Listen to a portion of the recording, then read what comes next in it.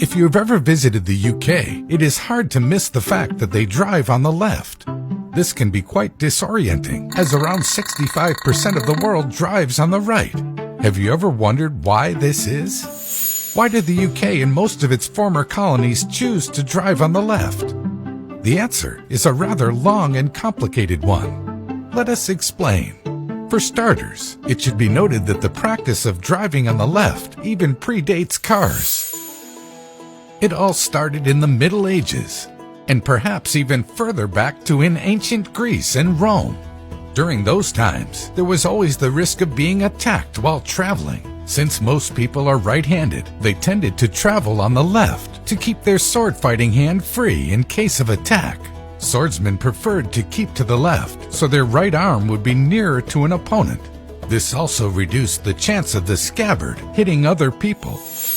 It was also safer to mount and dismount towards the side of the road rather than in the middle of traffic.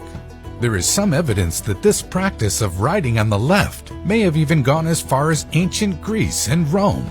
And that wasn't the only case of people traveling to the left. For instance, in 1300 AD, Pope Boniface VIII declared that all pilgrims traveling to Rome should keep to the left. So how did people ever switch to the right? Well, it turns out Napoleon preferred to ride on the right, and so did Hitler. In fact, Hitler forced Czechoslovakia and Austria to switch to right-hand driving. However, since Britain resisted both Napoleon and Hitler, the country never switched to the right.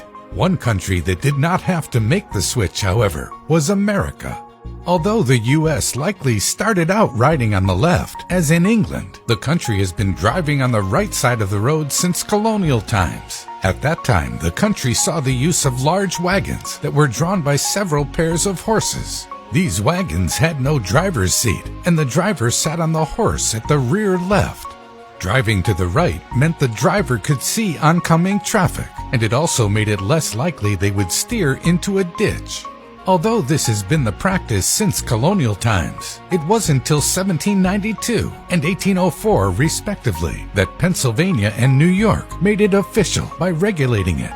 Many states then followed their example, but the practice was cemented when Henry Ford put the Model T's steering wheel on the left-hand side of the car. The mass production of affordable cars then saw many countries change their rules of the road. Meanwhile, in the UK, the massive wagons of the US weren't popular. Instead, vehicles in Britain were smaller and had seats for the driver to sit on behind the horses. As most people are right-handed, the driver would sit to the right of the seat in order to keep his whip hand free. This ensured that people kept driving to the left. In addition, 18th century London saw the introduction of a traffic law to make all vehicles on London Bridge keep to the left.